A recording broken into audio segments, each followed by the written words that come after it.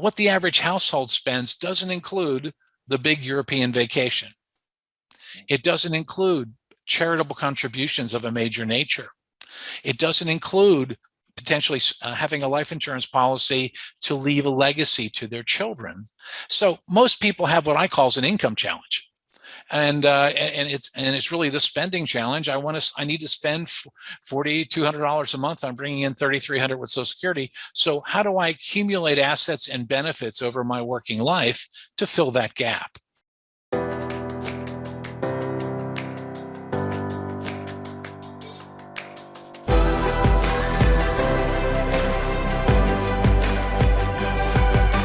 This is BetterWealth with Caleb Williams.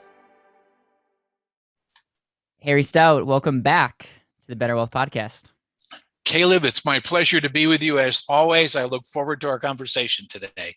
You are one of my favorite people to talk to for a couple of reasons. Number one, you know a ton about money, but we can also nerd out on all types of strategies from the business side because of your background, but then also from the consumer side. You're one of the best that can speak to the consumer, meaning my audience. Like, we're going to talk about a lot of things that are misconceptions. We're going to talk about how to have strategies with spending in retirement. And we're going to talk about the A word, annuity. And I'm excited about that. But then we could flip the switch and you could talk about distribution strategies on recruiting advisors to BetterWealth. And that's what I love so much about you. How is it in good old Florida? Oh, it's fantastic. It's after Mother's Day. The tourists are gone, and no, it's quite nice actually. It's starting to get hot there. A little bit, but it's quite bearable actually. So you wrote an article, and you very much talked about the spend more in retirement, and you're very much noted for this quote that it's like, if we switch this concept from retirement income to retirement spending, like, that is the conversation that we should have. So let's say I take a seat at the table and say, I want to understand this retirement game. And there's the people out there that are saying annuities are horrible. And there's the Wade Fowles out there that are talking about, the 4% rule might be too aggressive. Mm-hmm. And there's a lot of questions about what is the best way to approach this whole retirement game. And so let's assume I don't know nothing about the financial products.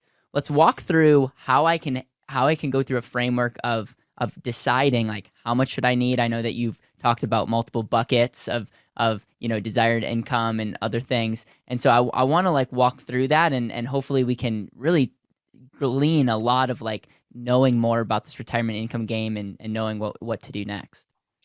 All right, so let me work with you on this. When you look at it in our country today. And I will draw on some sources that I used on a regular basis. I mean, the key to personal financial success for me is positive after-tax cash flow for my entire life. Not just for today, but for my entire life. So I've got to have positive or at least break-even cash flow. Now, the difficulty in our society today is we're all living longer. And even someone retiring today at age 65, I think the life expectancy for a male, and I don't want to get wonky on you, but I think it's important. Male retiring today has another, I think, 17 years of life expectancy to age 83. Female, 20 years to age 85. So if you think about it, as you work towards retirement, you've got to fund, let's say, those 20 years. And you've got to have the money to do that. And so where do you begin as you look at this? Well, I try to look at retirement as being able to cover my costs, my spending. And I think a lot of people, as you mentioned, they view spending as being more important than retirement income. So retirement spending, I want to be able to spend. I don't want to run out of money. So what I try to do is help people understand. For instance, if you take a typical household in the United States today that's run by a 65-year-old, they spend about $50,000 a year. 50 grand, about $4,200 a month. Same couple, let's assume they're both age 66 this year, because the full retirement age for Social Security is a little older. But if they retire, their Social Security benefits typically about $1,650 per person, about $3,300 a month. So I think the fundamental issue for a lot of people is you've got $3,300 a month in Social Security benefit, and you've got $4,200 a month in average spending. And so how do you fill the gap? And I get the spending information from the Bureau of Labor Statistics. It's published, it's available. And one of the key things there, Caleb, as you look at it, what the average household spends doesn't include the big European vacation. It doesn't include charitable contributions of a major nature. It doesn't include potentially having a life insurance policy to leave a legacy to their children. So most people have what I call an income challenge. And it's really the spending challenge. I need to spend $4,200 a month. I'm bringing in $3,300 with Social Security. So how do I accumulate assets and benefits over my working life to fill that gap? And so, yeah, one last thing, and it colors the whole picture here. Remember, as people retire work today, I think less than 20% of people have a defined benefit pension plan at work. So they're going to have a 401k plan, but that's how much income will that 401k generate? Yeah. Versus, what do you see in a defined benefit plan? So that's the fundamental framing. And then two other big considerations, or three that I throw on top. And one is medical costs. And what I do every year is I look at the Fidelity publishes, and they just recently published their 2021 estimate of medical expenses for a couple retiring in 2021. And what they say is that couple needs about $300,000 after tax saved to cover their medical costs in retirement. $1,250 a month. And that's in addition to the $50,000 on average that someone's spending a year. Well, no, what it is this: Fidelity's number is much more forward-looking than the Bureau of Labor Statistics, because the Bureau of Labor Statistics looks at people that have already retired. And maybe those people have retirement health care plans because they worked years ago and they have some benefit. So people looking to retire today, looking forward, they're looking at a much larger medical cost than the folks who have retired already, and different dynamics there. And naturally, that $300,000 will change based on where you live in the country. If you have a health savings account, if you have post-retirement medical benefits potentially, but that's a big number. So to me, that's a shocker, right? That's one that really gets my attention. The other one that I think people have to plan for, and it's really hard, is providing for long-term care. And again, in our country today, most people think that Medicare is going to pay their long-term care. And as we know, there's just a very limited benefit, less than 100 days of care that's provided for in specific situations under Medicare. So folks need long-term care, and long-term care. And what I do there is I always look at the Genworth cost of care survey. They've published it every year for the last 15 years. And that shows you everything from the cost of adult babysitting to having a private room at a long-term care facility. And the range is shocking. I think just basic someone to look at it, and I don't mean to be in a derogatory way, say senior babysitting, but it's a senior daycare. I think that can be $50,000 a year, up to a private room being over $105,000. And again, those numbers change based on your geography. So how do you fund that if you get into a long-term care situation? And again, that's significant. That's not in the Bureau of Labor Statistics number, and that's an extra cost. And with so many people today having memory care issues and other needs, I think Genworth estimates that about 70% of people over age 65 will have a long-term care event that they need to have coverage for, be able to pay. So those two are, I think, to me, long-term care is the wild card. Yep. Medical costs are significant. And then the last one, as I look at this income challenge, is Social Security. All right. Now, you and I, based on our ages, may have a different view of Social Security. Many people your age, say, "Look, I'm never going to have a benefit. It's not going to do anything for me." And then people my age are collecting, right? So you feel as though my generation is collecting your benefit. But when you look at Social Security, a couple of things, and I think one thing that people don't know, and in this retirement income challenge we're talking about, is Social Security is only designed to provide you with 40% of your pre-retirement income for the average person. Now, if you have a high earner that you're working with, or making a lot of money, they might only get a benefit of 20%. Yeah. So when you look at that, it's not meant to provide you with your full retirement income. And so that's significant. People need to realize that they can't, in most cases, households can't live on Social Security. They just can't. And yet we're facing a situation over the next number of years. You're going to see potential reform, higher taxes, changing of benefits, more classes of income will be potentially taxed. I mean, we don't tax passive income today. So in framing this overall retirement income challenge, I say to folks, take a look. Are you spending about, you're spending $50,000 a year? Most people say, yeah, that's what I do. I spend at least that much. Yeah. And then, how much guaranteed income do you have coming in for your retirement? And they look at their Social Security benefit, and the assumption is that they will qualify. They'll have the requisite number of quarters to make things work, and then so we have this gap.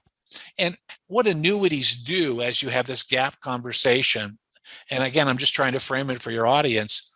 Most people are using annuities to generate income to pay for the essential expenses of life. And so one of the great things, and I have these, by the way, so I eat my own, if you will, I eat my own cooking.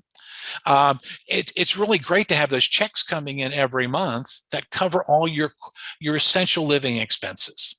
You don't have to worry about that. And so, and I need to have that, and individuals need to have that income coming in for their entire life. Yep.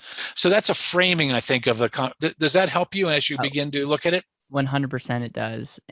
Another way to think about this is when we think of retirement, we think of like, okay, we want our money to work for us, but at the end of the day, we should want the work and the discipline and the sacrifice we made during our work years to translate into cash flow. Because cash flow makes businesses go round, it makes personal economies go round. You could be a billionaire, but if you don't have money coming in, you're not going to be able to buy food. No, you're right. Positive cash flow is key. It's so important. And if we look at this, and I have a key point I want to bring in. If you look back 20 years ago, you could retire and you could buy a corporate bond paying 8% interest, and most of the company, a highly rated corporate bond, and you could create a flow of retirement income you feel pretty comfortable about. You can't do that today. That's one of the difficult issues. That's why there are no real sources of guaranteed lifetime income to give you those checks every month. And that's why I think annuities position better today than they have in a number of years, because there are fewer alternatives to people for them to look at. So what we found is anyone that comes to us that has a pension or a significant pension as their quote unquote retirement plan is usually or almost always better position than the person without it. And people might say, oh, I hate annuities, but no one's going to sacrifice their Social Security, which i.e. is a pension, i.e. which is an annuity. An annuity. Everyone owns one. Exactly right. Yes. And so I had a good friend of mine, Dave. He's like, hey, if you don't like annuities, you can sign over your Social Security to me. I'll take it all day long. But the other thing that I want to say is when I worked at the bank, there was this couple that came in. They both worked very hard. They wanted to retire. And in their head, they just thought like this retirement, like you just hit an age and some money comes in. And I remember the conversation like it was yesterday, because I pretty much had to share with them, this is what they were going to have. And it was a fraction of what they thought was going to happen. Uh-huh. But no one ever helped them plan from a cash flow perspective. And I remember that moment saying like, if and when I ever have the opportunity to serve people, I want them to understand what's really going on. And a lot of these quote unquote problems could have been avoided if 10, 15 years from now, we could redirect some of that money into solutions, tools that would better be able to serve them. And so that for me was like the really aha moment to that. And so just anything that you want to say to those points? Oh, totally right. Let's build along the better wealth concept of living intentionally. And I'm a Stephen Covey fan. You always begin with the end in mind. Well, if I'm going to retire, when will that be? And I don't, in my books, I call it, when will I enter my fulfilling years? That's My right. fulfilling stage. When will I be able to do the things I want to do? And by the way, it could be that I want to start doing something different at age 45. Yep. It could be that I want to do it at 55. I may want to keep going to 75. Yep. But so as you look at this, you really have to have a plan. And in this case, if you don't have a plan, it's you're not going to get where you want to be. It's just essential. And I think that's what's happening today too, Caleb, is with so many of the baby boomer generation really, now in retirement or moving into retirement, the aha moment has finally come.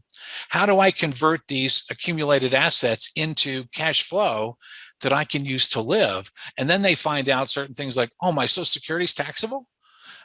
Yes, it is. You mean I could have used cash value life insurance and taken loans and avoided all that? Yes, you could have done that. So why didn't anyone talk to me about this? Why didn't somebody talk to me when I was age 50 and help, as you just mentioned, and help me get all this aligned? Because it's really essential. And that's why I've been beating this drum. And the thing about annuities is they're a tool. Yep. They're not a solution for everyone.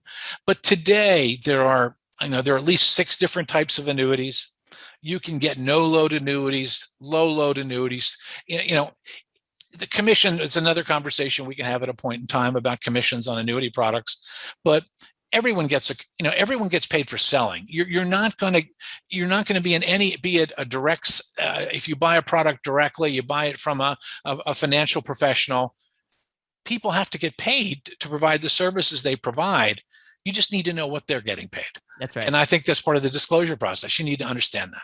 So I want to get into the 6 type of annuities, but before that, I want to talk about the 2 type of buckets. And you mentioned this early on, but when you talk about retirement income, and you've made it a point that every financial product is a tool, yes, and we have to think with the end in mind. I think it's very very clear about the cash flow, and I love what you talk about having positive or at least break even. What that means is that you have enough cash flow coming in where you're at least not going in the hole or in the red every month, because that's not a good equation unless you're the U.S. government. For some reason, they can print money and it can be okay, but we don't have printing presses, and so that's not a good behavior long term.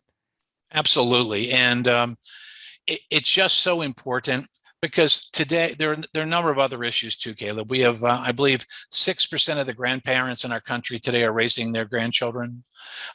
Different things come up, illnesses that you don't know, that some family member. So you've got to be able to have good cash flow. You also need to have some money around to help your family for other kinds of things that are there. And again, planning is the key here. And annuities get I don't know why. I do.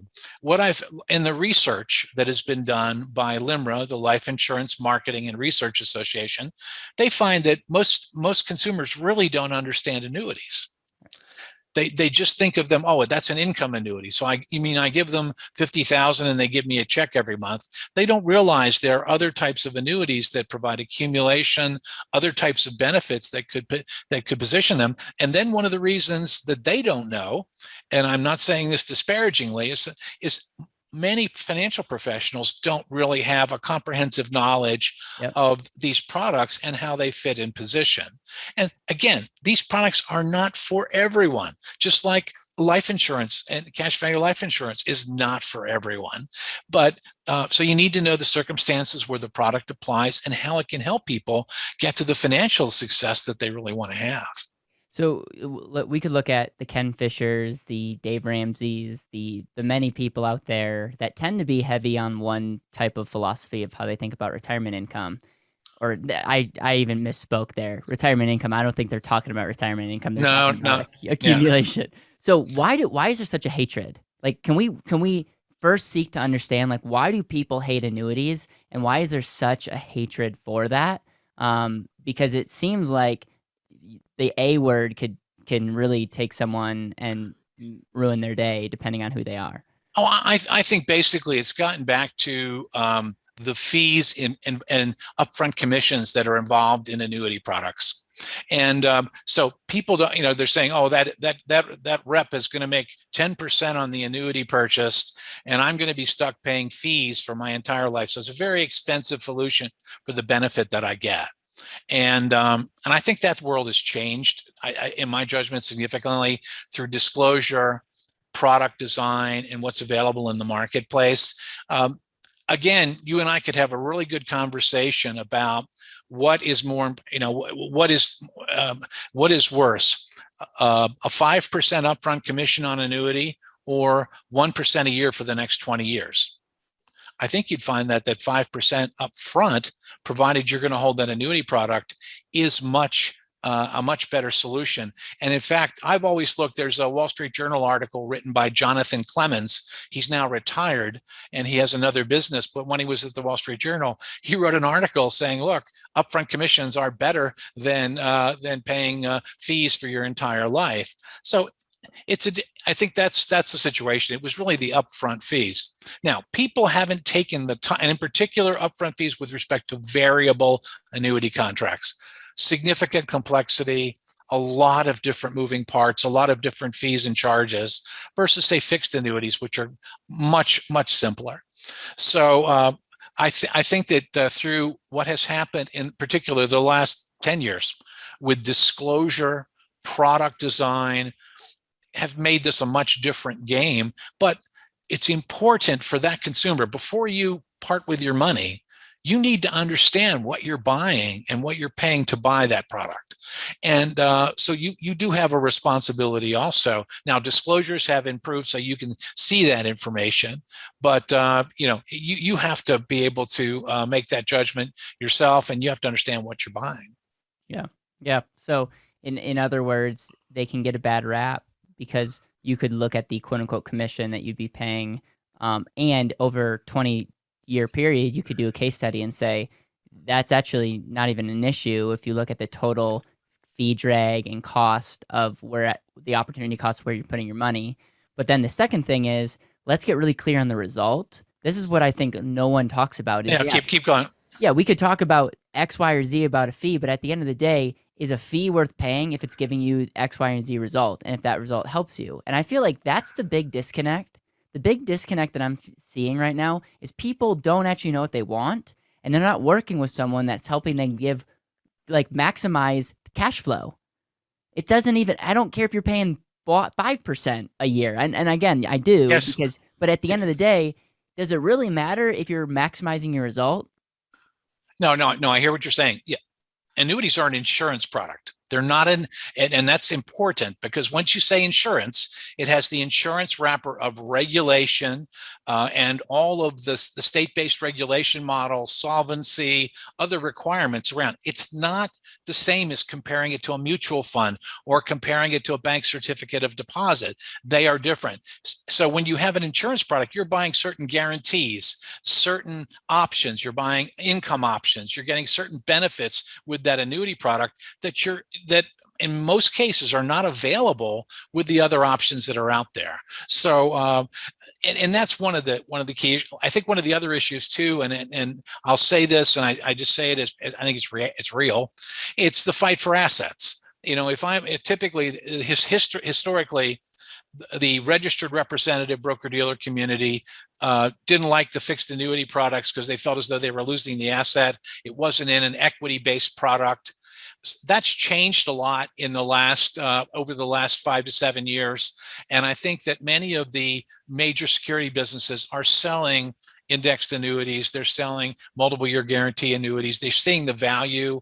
They understand now that they are really a structured product, and it really combining elements of bonds with some derivatives to produce a result for the consumer. And I think those organizations are understanding that. And as a result, they've added these products to their shelf and they're selling them. Yep. And so the world has changed. But the key for the consumer is, what product do I buy that's going to give me that guaranteed check that's going to be there for as long as I live? And again, and then lastly, and I'll continue my hallucination here for you a little bit, Caleb, is that again, you're not looking to put 100% of your money into these contracts. You're looking to put enough to really cover those essential expenses that you have, so you reduce the risk of running out of money. And that's really important, and that's what you need to do. That's why they're there. So and then one last point, and I think this is one that people lose sight of, and I write about it in my books and I write about it in my posts. Annuities are not checking accounts. And I think many people have taken money, bought an annuity product, and viewed it, why isn't this like a checking account? Why can't I get money out? Why can't I just get my money and get those guarantees and get those income benefits and be able to pull my money out, 100% of my money anytime I want? Well, given the regulatory structure we have in our country and how you have to reserve the capital you have to put up behind those products, that's just not possible. So consumers need to know an annuity is not a checking account. It's a medium to long-term product that's a tool to help you address certain financial risk and certain financial situations that you have. They are not checking accounts. And that liquidity need, if you're putting $20,000 into annuity and you need that next year for your daughter's wedding, or if you need it, you need it for the roof on your house next year, you shouldn't be buying these products. They are long-term, and they have charges and they have other costs that cannot be amortized in a very short period of time. A lot that I want to jump into, Okay. but one question that I want to ask is, how much income should I plan for? So you talk about, essential, which might be a trigger word for some people in the world that we live in now. Yeah. But it makes sense. It's like, how much risk can you take? Well, let's make sure that you get your needed income covered. And then what I'm hearing you say is, if you get that, then there's other strategies. There might be some alternatives. You can potentially roll the dice on, do you go to Europe or not? But don't be putting your crypto money and telling yourself that that's going to be next year's retirement income stream. So when you're sitting down with somebody or educating them, how are you thinking about buckets as it relates to how much they should plan for? How do they determine that? Do they look at what they're currently spending? Where does inflation go into that? Because I feel like 20 years from now, we'll need to do something to increase that standard of living. So how are you approaching that situation? Yeah, I kind of look at things in two buckets: discretionary expenses and non-discretionary expenses. The non-discretionary bucket: heat, light, power, mortgage, real estate taxes, rent, the key elements, basic elements of life, your health, your insurance for your car, for your home, the basics that you need to just live in your home and maybe you go out to dinner a few times a month and so on. But those are your essential expenses, or non-discretionary costs. The discretionary cost would be the European trip, the large contribution to your church or the educational institution that you attended. So when you look at that, you've got those two buckets. So working with a financial professional, you need to take a look granularly at what you have and just come up with that and say, well, look, realistically, when I turn 65, I'm not going to have commuting. Well, commuting expenses have gone by the wayside now, but maybe you get a benefit on your real estate taxes in the home that you live, because most communities give a discount to folks over age 65. But I've got a plan for additional healthcare costs. So you need to work with a financial professional to massage what those essential expenses or if you will, non-discretionary expenses are, and then really sit down and talk about what kind of retirement you want. And for the discretionary piece, because if you want to travel a great deal, you want to contribute, you want to do a variety of things, you got to have the cash to do that. Yeah. So I think those are basic building blocks that you have to do. Now, as you look at that, at the end of the day, many people come up with what's called a replacement ratio, income replacement ratio. So they may take a look at their non-discretionary costs and say they are $40,000 a year, and they're making $80,000 a year before their retirement, and they're saying, okay, I got to have at least $40,000 a year to cover those items, and that's my income replacement ratio. So there are a number of ways to work and triangulate that. Different financial professionals have different models and different ways that they work with consumers to get there. Now let's go to your wild card of inflation.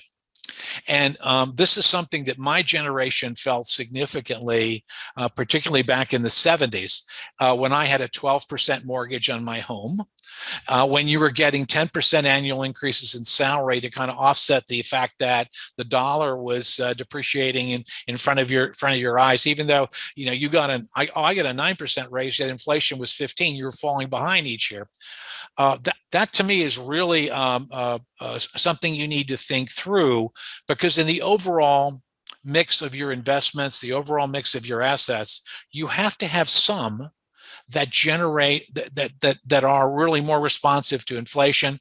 Most people will say that equities, having a good allocation to equities, should give you some inflation protection. So again, this is what a financial professional will do to working with you to achieve. But you can see, and as we talk about this, Caleb, you probably have 100 to 200 questions that you need to begin to ask yourself. Yeah. And that's why you have to have a plan, because to if you will, to do this on your own without having a plan in place and working with a professional, in my judgment, is really difficult, because we haven't even talked about claiming strategies for Social Security. We haven't talked about really making sure you're providing for healthcare needs on a good basis. Should I, as a younger person, have a health savings account? Should I not have a health savings account? There are a number of different factors, and that's why, as you get together to work with that financial professional, you can come up with your long-term plan, and you got a base plan that you're working with, and you can pretty much gauge where you're going, and you'll change it as you age. And as you hit certain milestones and get closer to that date when you want to stop working. And but you have to have, I just think it's so important to have that plan. And so many people just don't. And they say, well, it'll work out, it'll be okay. And the answer is, you have to live intentionally on this. You really do. Because if you don't, you will not get to where you want to be. Yeah, and what happens is, and you've seen probably some of your friends live this, but what happens is you don't want to run out of money. So if you don't have this thing planned and you don't feel certain, you're just going to live like a miser in the years that should be some of the best years of your life, and yet the fear of running out of money is real. And so if you don't have that certainty, if you don't have a plan, most people probably don't run out of money, but they just live a way lower standard of living because they just of the unknown. Or they don't live the life they could have, as you mentioned, in their younger years. And I have a personal story there. My wife's parents worked, and they saved a reasonable amount, had a really wonderful nest egg. And my father-in-law turned 65. They went on a cruise to Alaska as one of their first major trips as part of their plan for retirement. And my mother-in-law was dead within 6 months, and they never chanced. She was discovered to have cancer. She passed away in 6 months. They never got a chance to really do that. And I think that's telling, because you do, and this is, if you have a plan now, you could do it. You need to balance enjoying yourself while at this, you got to live life. And you can't save to the point where you can't live life. So that's why, if you have a plan, then you can know what your tolerances are. Hey, look, I can spend $5,000 to go to the islands this year, or I can go to Hawaii and do the vacation, or I can go to the football games I want to go to, or something. I can do that and still keep my plan on track. And I am an advocate of doing those good things for yourself. I think that's part of self-care. That's part of just being living life. And you can't put off everything to the end, because you may not have the end. Yeah. And that's why, if you don't know where you're going and you don't know where you are, it's really difficult to determine and make those decisions. I want to dive into just the different type of annuities, and if you're a consumer listening to this, take notes. But this is really for the people that are financial professionals, are financial advisors, do want to do right by their clients. What is, like, in a 5-minute or less summary, what are the different type of annuities? And I bet you have a stance on not one is good or bad, but they're all tools, and they're all tools that translate into certain outcomes and results. So can you walk through give us a high level overview of some of the annuities and what outcomes that they do if they're working ideally for somebody? Sure. Let me go through that. In the United States every year, we sell about $250 billion of annuities. Wow. So the market's about $240 billion of annuities are sold each year. And we have a variety of different types. And as I describe a type, the type really relates to how interest is earned on the contract. So first off, we have fixed annuities. A fixed annuity is exactly that, fixed. The contract earns 3%, 3% on the $100,000. Let's create an example that you put into the contract. So insurance company declares 3% rate. You know what it is. That's what you get paid. Another type of annuity is an indexed annuity. An indexed annuity is a fixed annuity, but the rate of interest is tied to the difference in an index, like the S&P 500 or a variety of different indices out there. And that product has become very popular over the last decade as fixed interest rates have declined and equity markets have improved. And so those products are a combination of derivatives and bonds, but that's fixed. That's how the interest is credited to an index that is specified and that you know about. And usually in fixed annuities, if there's no upside in the index, you get credited 0. So it's not like you have any downside risk, but you have potential higher upside. And over a longer period of time, you could look at how a fixed index annuity could outperform a fixed annuity. Yes, we could go into that in quite some depth, but I think the key concept for the consumers in your audience would be that a fixed annuity, your downside is protected on those products. Yep. You're not going to lose principal. And that's the key there, right? Principal is protected. Yep. Third type of annuity would be a variable annuity. And a variable annuity is different. And variable in the sense the returns can be variable because the returns are tied to the performance of a basket of investments that the insurance company provides. You can decide what investment. So you can lose principal with a variable annuity, but on the other hand, there are some guarantees in those products you may want to take advantage of. And you may have more of a risk, profile such that I'm willing to put my money into the equity markets and get more of an equity market rate of return than fixed. So maybe you're a 40-year-old and a variable annuity could fit you very well. Whereas if I'm 55, I might want a fixed annuity because I don't want to have a risk to the equity markets. So the third type would be a variable annuity. A fourth type is a new product called a buffered or registered indexed annuity, and a RILA. And what these products are is they have characteristics. They're a variable annuity, but the loss you can incur is capped. So you maybe the maximum loss you could incur in a given year is 10 to 30%. And in exchange for that, you get a higher upside. So it's really a combination of an indexed annuity and a variable annuity, but it is a variable product, but it has certain thresholds on it. And that's a very popular product today, by the way, growing rapidly. And in fact, in the last quarter, grew about 90% sales of those buffered or registered indexed annuities because it's a really good consumer product right now. Very good consumer product. The next type of annuity that you'll see the sixth are immediate annuities. And what they are is simply, Caleb, you, if you will, in our conversation today, you give me $100,000 and as the insurance company, I agree to pay you a certain amount for a duration that you pick, 10 years, 20 years, your life. So you give up that $100,000 in exchange for a period or lifetime of payments. An immediate annuity. And those products are out there today and they fit a lot of people because they have different needs. They don't sell anywhere near the magnitude of the previous products I've talked about, but they sell about $1.5 billion to $2 billion a quarter. And then the last type of product is something that's come out in the last 10 years is the deferred income annuity. And as part of that, something called a QLAC, a qualified lifetime annuity contract.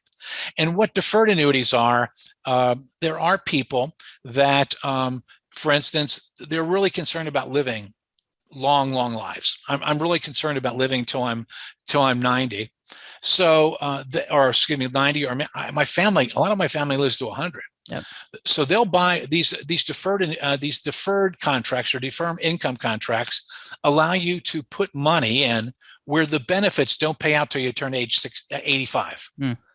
And QLAC is a similar kind of product relating to qualified money where you can put a certain amount in to pay out in later years. And so that's a summary of those products. Now, 6 different products, different characteristics, different pros, different cons. And so you need to work with a financial professional to see which one fits your needs and how you're looking to create your cash flows and how you're willing to, really plan for your, your total retirement or your fulfilling years. And these products, again, are each a tool that you can use. Some are more accumulation focused. Others are distribution focused.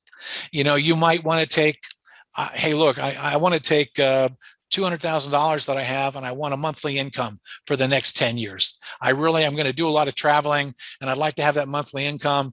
And say I'm 70 and I want to get that extra cash coming in and guaranteed basis over the next decade. You might pick an income annuity with a 10-year period to do that. On the other hand, you might want to say, look, I don't want to touch any of this money. Let's just let it accumulate. Can you find me the vehicle that it's going to accumulate potentially the highest? And I'm willing to take a little bit of risk because I have other assets that I'm comfortable with. And, I don't need a lot of liquidity. I'm fine. I got plenty of my personal savings. I'm fine. So again, each is a different tool that you use for the consumer to meet their needs. Does that summary that overview kind of help? One of the best summaries I've heard on the different type of annuities. And what I'm hearing you say is get really clear on the outcome that you want, and then use these as a tool along with other financial strategies and products to custom build the retirement plan, the income plan, the cash flow plan, whatever you want to call it, to best suit your needs. And I feel like, again, if there's one thing I want people to get by this conversation that we're having is retirement. Think of spending and income and cash flow rather than assets and rate of return. Oh, no, absolutely right. Because you really need to protect your spending, because most people want to keep their quality of life. Yeah. They want to, and what they do, they want to go to the restaurants. They want to make sure, by the way, I want my quality of life, but please protect me if I have a negative health outcome. Yeah. I've got to have something put away. I mean, like as we talk about emergency funds with younger people, and we help them get established and make sure they have an emergency fund as part of their overall planning. That's what you're doing here. But ultimately, to me, it's after-tax cash flow. And it's so important because if you have that, you can, and then with inflation and other potential risks that you face, maybe you can buffer those by your investment strategy. Yep. Or by having other insurance products. Maybe you can find some long-term care protection, for example, that gives you some benefit that you could use to make sure your cash flows don't deteriorate should a significant event take place. Well, Harry, I see you as someone that where it's only a matter of time until we have a series, because there's so many other questions that I want to have, but I want to also understand that it's like, okay, I think we did a really good job, big picture. How do people find out more about you, get your book, support what you're up to? And then I want to ask you, instead of the legacy question, I want to ask you what your big takeaway should be if people are helping people in retirement or if someone's nearing their retirement age. You mentioned 100 to 200 questions. I'm wondering what the one or two questions that you would start with of that. But first, how can people support your mission? Yeah, they can find me at financialverse.com. And actually, I've written a book, a new book on today's annuity products, a tool to create protected lifetime income. And in doing so, Caleb, this is an objective book that's designed to help either a consumer or a financial professional learn more, so they really have a comprehensive understanding. The key thing about consumers is many of them feel uncomfortable working with a financial advisor because they feel as though they don't know what they don't know. Yeah. And what I tried to do was design a book that they could read. It's a couple hour read, written at a reasonable level for them to be able to understand, so they feel comfortable going in to talk to a financial advisor. Love it. So that's important. What I would say is this: with respect to a financial professional or an individual, I think a financial professional wants to be the trusted advisor, the trusted source for that customer, and they want to keep that relationship going as long as possible. And I've always believed in the trusted partner, the trusted professional approach. To do so, transparency, clearly understanding the needs, risk tolerance of that consumer, because for certain consumers, maybe these are too risky and they would feel terrible. They wouldn't sleep at night.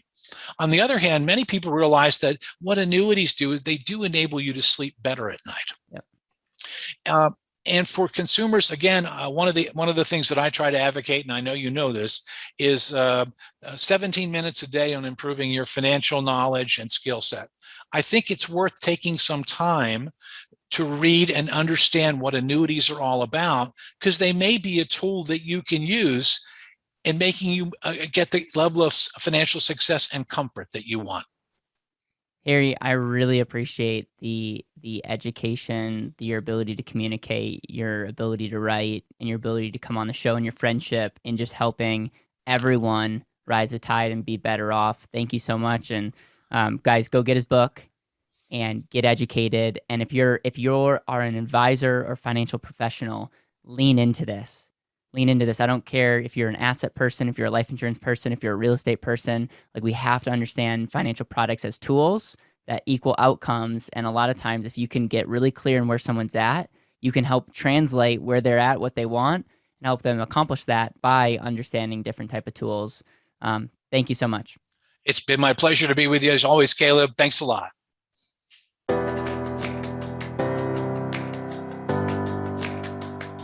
Thank you so much for listening to the BetterWealth podcast. It would mean the world to me if you could hit subscribe, leave a review, and share this with the people that you know and love.